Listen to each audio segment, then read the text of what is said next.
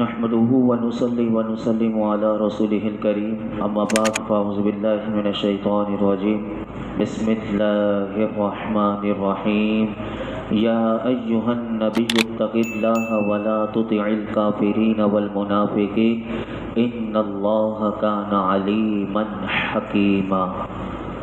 اللہ کے نام سے شروع جو نہایت مہربان رحمت والا ہے۔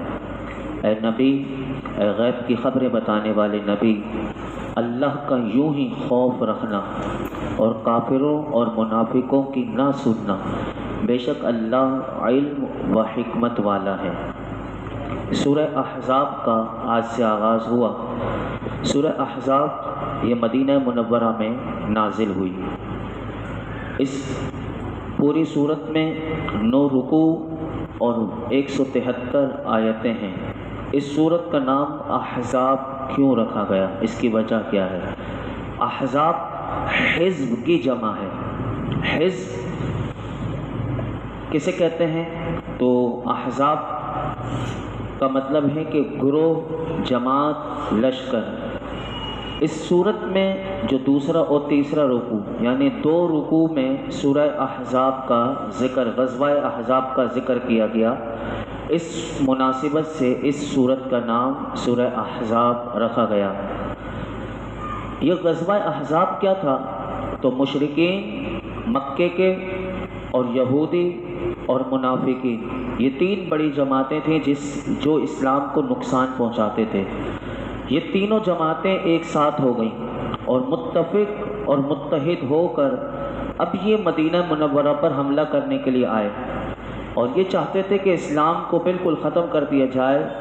تو اس وقت ایک غزوہ ہوا، اسے غزوہ احزاب کہتے ہیں، اور یہ وہ غزوہ تھا کہ جس میں نبی کریم صلی اللہ علیہ وسلم اپنے تمام جانثار صحابہ کرام کے ساتھ مل کر مدینے کے اطراف میں خندق کھود کر اس حملے کا دفاع کیا گیا تھا اور مدینے کا دفاع کیا گیا تھا۔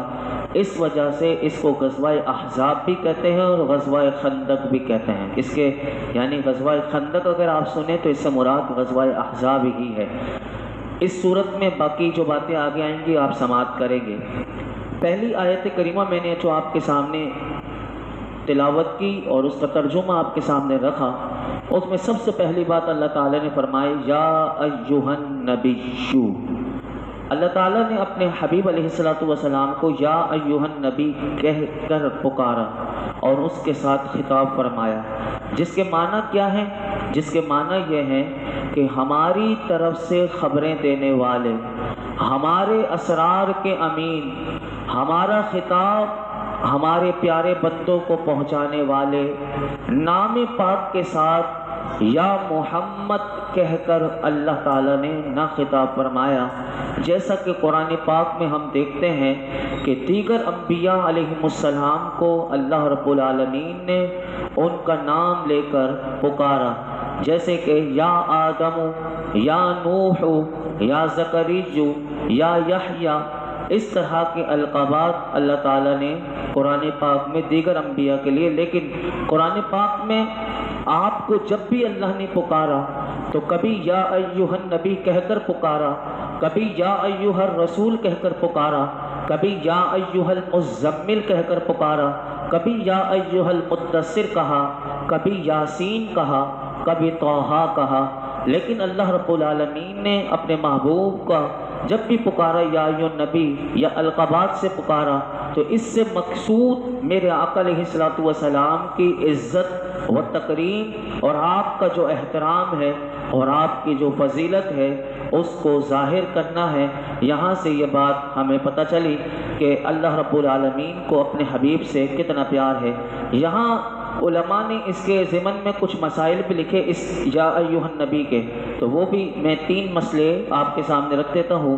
سنیے کہ علماء نے فرمایا کہ نبی کریم صلی اللہ علیہ وسلم کو فقط نام شریف سے پکارنا یہ قرآن کے طریقے کے خلاف ہے، لہٰذا محمد صلی اللہ علیہ وسلم نے فرمایا اس طرح نہیں کہنا چاہیے۔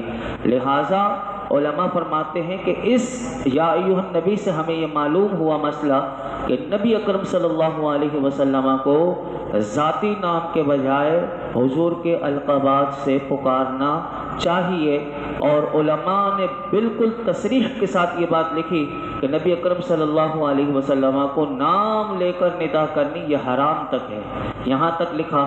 اور فرمایا کہ واقعی یہ کیوں لکھا حرام؟ تو فرمایا کہ محل انصاف ہے کہ جسے اس کا مالک و مولا اللہ تبارک و تعالی اس کا نام لے کر نہ پکارے، تو فرمایا غلام کی کیا مجال کہ وہ راہ ادب سے تجاوز کرے۔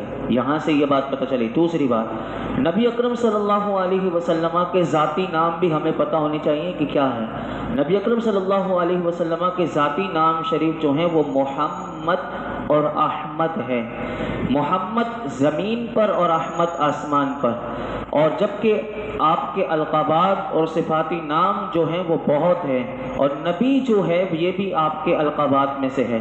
اسی طرح تیسری بات آپ یہ سماعت کر لیجئے کہ رب تعالیٰ کی بارگاہ میں رسول اللہ صلی اللہ علیہ وسلم کی عزت تمام رسولوں سے زیادہ ہے، اور انبیاء علیہ السلام کو ان کے نام شریف سے پکارا، لیکن جب بھی حضور کو پکارا تو حضور کے لقب سے یاد فرمایا۔ اب پہلی آیت کا شان نزول بھی سماعت کر لیجئے۔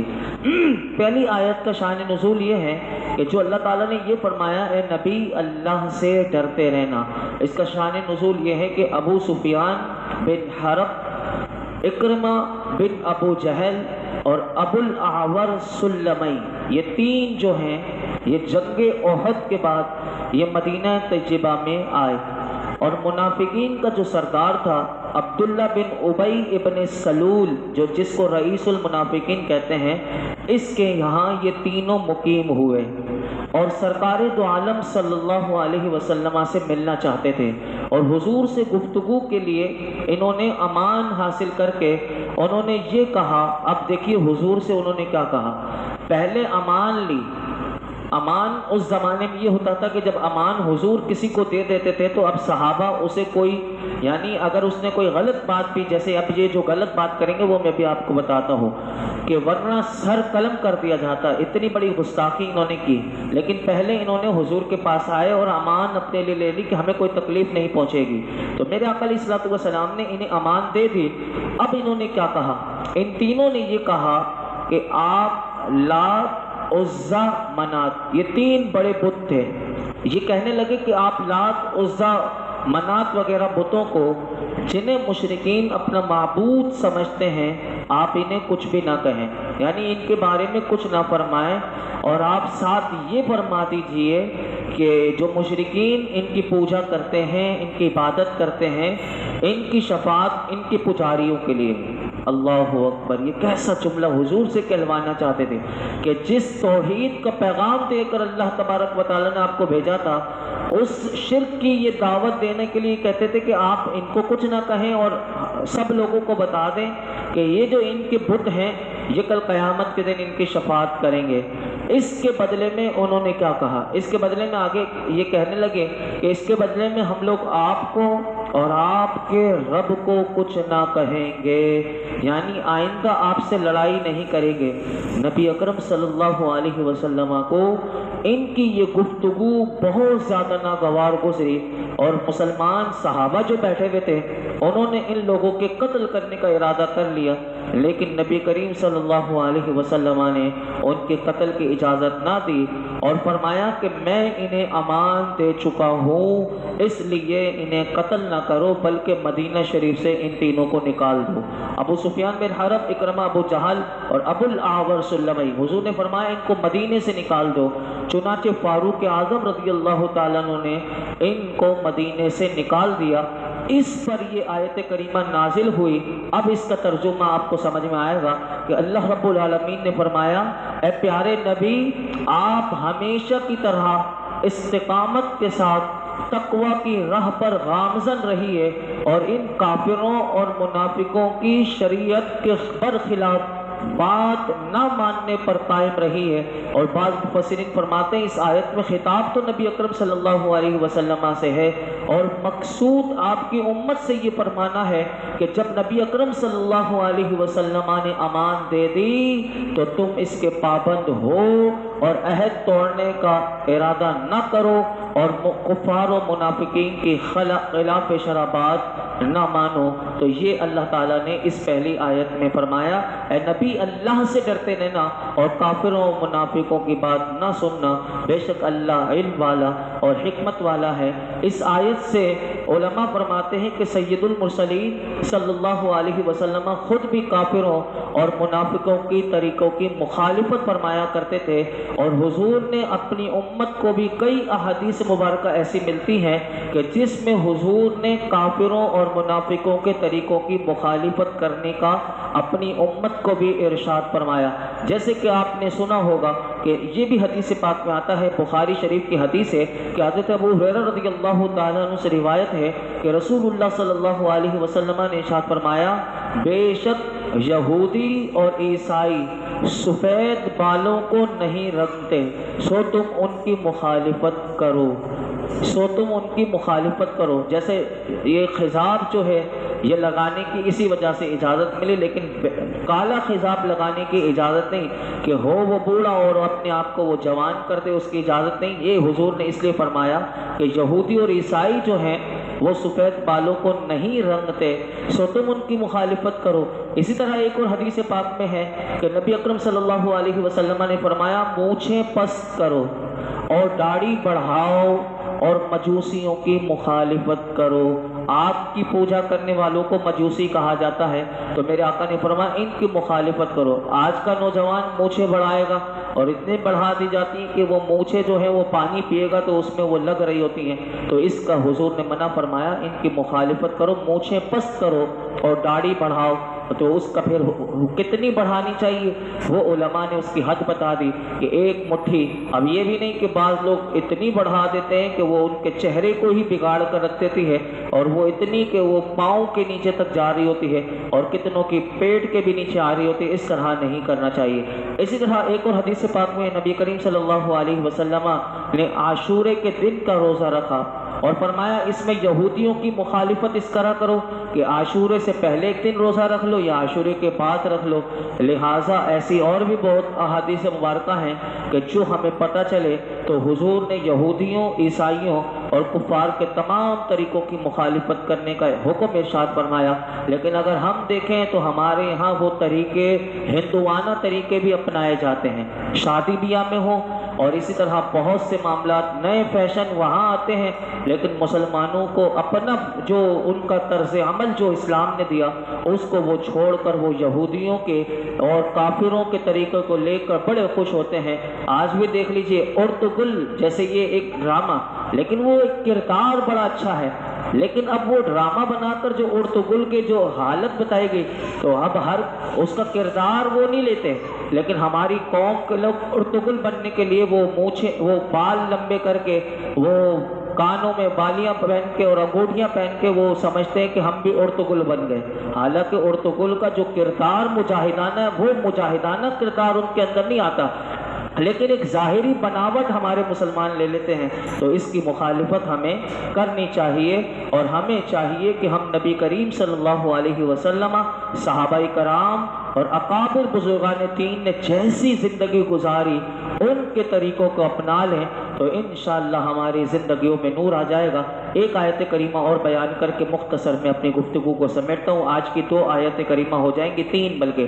وَاتَّبِعْ مَا يُوحَىٰ إِلَيْكَ مِن رَبِّكَ إِنَّ اللَّهَ كَانَ بِمَا تَعْمَلُونَ خَبِيرًا وَتَوَكَّلْ عَلَى اللَّهِ وَكَفَىٰ بِاللَّهِ وَكِيلًا، اور اس کی پیروی کرتے رہنا جو تمہارے رب کی طرف سے تمہیں وحی کی جاتی ہے، بے شک اللہ تمہارے کاموں سے خبردار ہے، اور اللہ پر بھروسہ رکھو، اللہ کافی کام بنانے والا ہے۔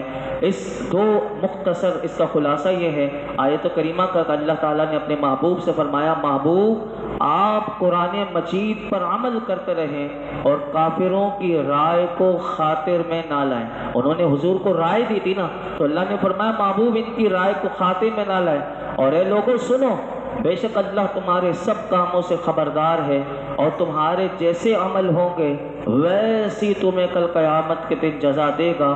اور اے محبوب آپ اپنے معاملات میں اللہ پر جو بھروسہ رکھا ہے اس پر قائم رہیں، اللہ کافی کام بنانے والا ہے۔ اب یہاں پر دیکھیں کہ اللہ نے اپنے محبوب سے کیا فرمایا، محبوب آپ کا جو اپنے رب پر بھروسہ ہے اس بھروسے پر آپ قائم رہیں، اللہ ہی کام بنانے والا ہے۔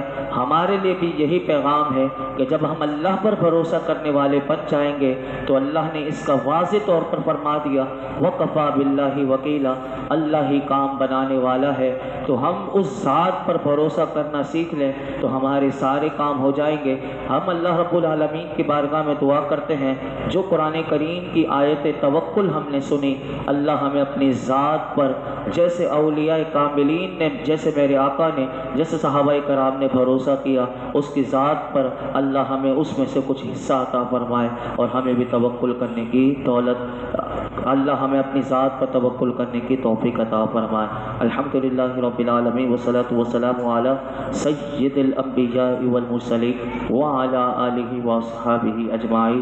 یا اللہ پاک جو کچھ سنایا اس میں کوئی غلطی کوتاہی ہو معاف فرما، نماز عشاء ادا کرنا قبول فرما لے، اے اللہ درود و سلام پڑھنا قبول فرما لے، اس ماہ مبارک کا صدقہ اے اللہ اپنے محبوب کا سچا غلام بنا دے، قرآن و سنت کا فہم عطا فرما، قرآن و سنت کے مطابق زندگی گزارنے کی توفیق عطا فرما۔ یا اللہ ہم تجھ سے تیری رحمت کا سوال کرتے ہیں، ہمیں اپنی رحمتیں عطا فرما، برکتیں، اپنا فضل و کرم عطا فرما، اے اللہ دین و دنیا کی خیر عطا فرما، خیر کی کثرت دے دے، خیر کو تقسیم کرنے والا بنا دے، ہماری زندگیوں میں آسانیاں عطا فرما اور ہمیں آسانیاں بانٹنے والا بنا دے۔ اے اللہ ہر قسم کا غرور، تکبر، ریاکاری، بد اخلاقی، سارے باطنی گناہ سے محبوب کریم کا واسطہ ہمیں شفا دے دے، ظاہری باطنی ہر قسم کے گناہوں سے، بیماریوں سے ہمیں شفا عطا فرما۔ اللہ یہ جتنے حاضرین موجود ہیں مولا کریم درس قرآن کی برکت سے، درود پاک کی برکت سے، سب کی جائز دلی جائز مرادوں پر اپنی رحمت کی نظر فرما۔ وصلی اللہ تعالی علی خیر خلق محمد وعلی آلہ وصحبہ اجمعین۔